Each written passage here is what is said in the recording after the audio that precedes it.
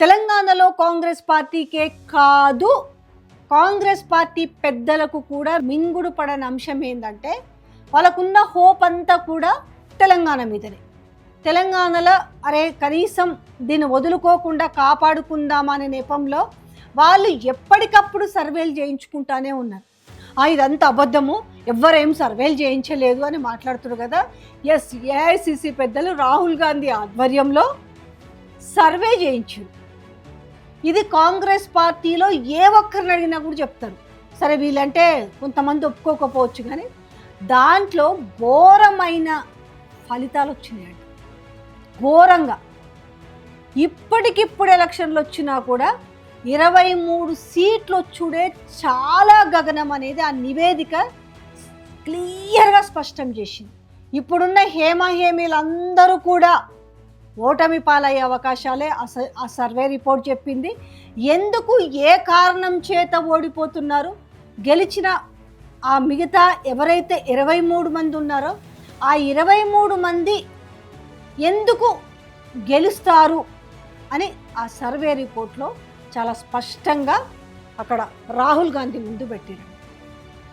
ఇంత ఘోరంగా ఇంత గ్రాస్టిక్ లెవెల్కి పడిపోవడానికి కారణం ఏంటి? కేవలం రేవంత్ రెడ్డి యొక్క తీరు. ఇక ఎమ్మెల్యేల సంగతి తెలిసేనాయే, మంత్రుల కమిషన్ల సంగతి తెలిసేనాయే, ఇక స్కాములు స్కీములు నేను చెప్పకపోయినా ఇలా మూల కూసున్న ముసలవ్వకు కూడా తెలుసు. గింత కూరనైనా కూడా ఇలా చెప్తారు. ఎట్లాగో మళ్ళీ ప్రభుత్వం రాదు కాబట్టి ఈ ఉన్నంత వరకే మనం చక్కదిద్దుకుంటాం. అందుకే ఒక సామెత ఉంది కదా, దీపం ఉండగానే ఇల్లు చక్కబెట్టుకోవాలనే సామెత. దీన్ని కరెక్ట్గా ఇప్పుడు వీళ్ళు యాప్ట్ చేసుకున్నారు. తలకాయ కిందికి కాళ్ళు మీదికి చేసినా కూడా కాంగ్రెస్ పార్టీ అధికారంలోకి రాదు. రెండోది, కాంగ్రెస్ పార్టీని టోటల్గా రేవంత్ రెడ్డి భూస్థాపితం చేసి మంచిగా కాంక్రీట్ కట్టేసి వెళ్ళిపోతాడు. ఇక మళ్ళీ ఎన్నేళ్ళు పడుతుందో, 30 ఏళ్ళు పడుతుందో ఇక్కడ కాంగ్రెస్ పార్టీ లేవడానికి.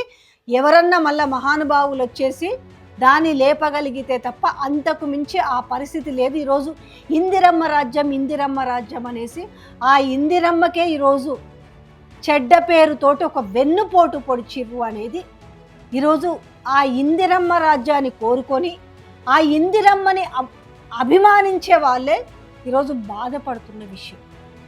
అనవసరంగా ఎందుకు ఆ ఇందిరమ్మని అడ్డు పెట్టుకొని ఇన్ని పచ్చి అబద్ధాలు చెప్పి ఇప్పటికీ కూడా ఇంకా రియలైజేషన్ లేకుండా ఇంకా ప్రజల్ని తడిగుడ్డతోటి గొంతులు కోస్తూ ఇంకా మభ్య పెడుతున్నారు సిగ్గు లేకుండా అనేసి.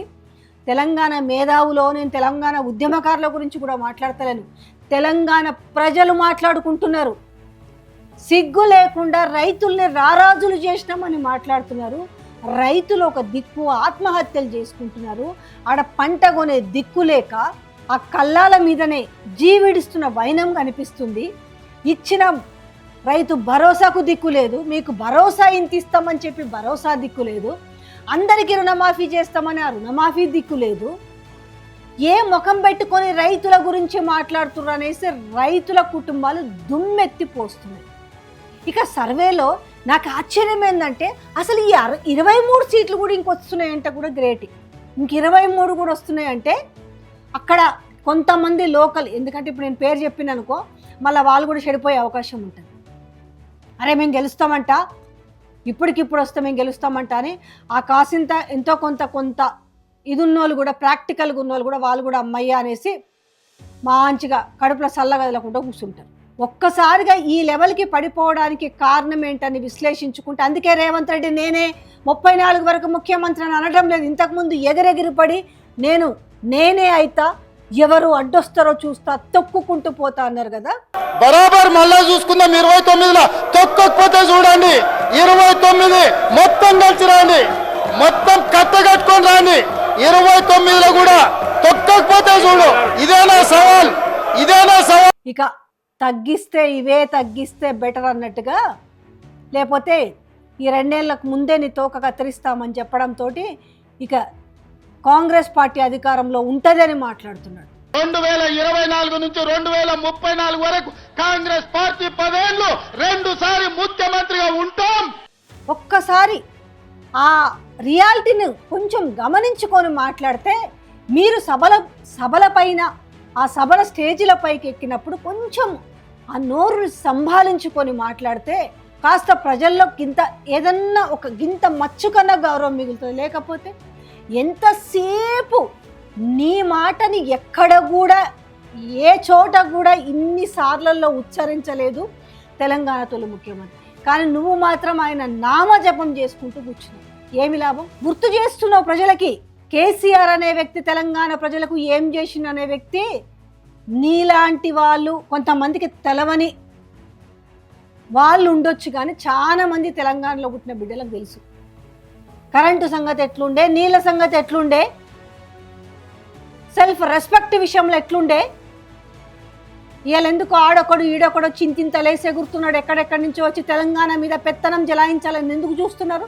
అందుకే ఇవన్నీ అంశాలు కూడితేనే ఇవాళ మీ ముందు ఉన్న రిపోర్టు, సర్వే రిపోర్ట్.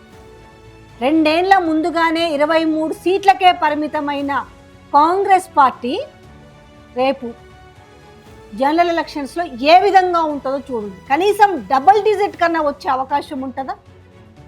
మేము ఆ ఎలక్షన్లో గెలిచినాం, మేము ఈ ఎలక్షన్లో గెలిచినాము అని అంటే ఏమవుతుంది? జనాలు అంటారు సో వాట్, ఇవి ఏదో గెలిచినామని విర్రవీక్కుంటూ పోతే అసలు కథ ముందుంది కదా అనేసి వాళ్ళు ఇచ్చిన ఆ సర్వే చేస్తే ఆ సర్వే రిపోర్ట్లు నిజంగా చెప్పాలంటే నేను ఇప్పటికీ ఇంకా సర్వే కూడా ఫేకే అంట.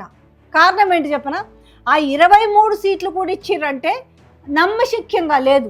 ఒక 6 7 ఇచ్చిర్రు అని అంటే అది నిజమైన సర్వే అని ఒప్పుకోవచ్చు. ఇంకా ఇజ్జత్ పోతుందని చెప్పేసి రాహుల్ గాంధీ ముందల ఆ మాత్రం కూడా ముఖమెత్తుకోలేకుండా ఉంటుందని చెప్పేసి 23 సీట్లకు ఇచ్చింది.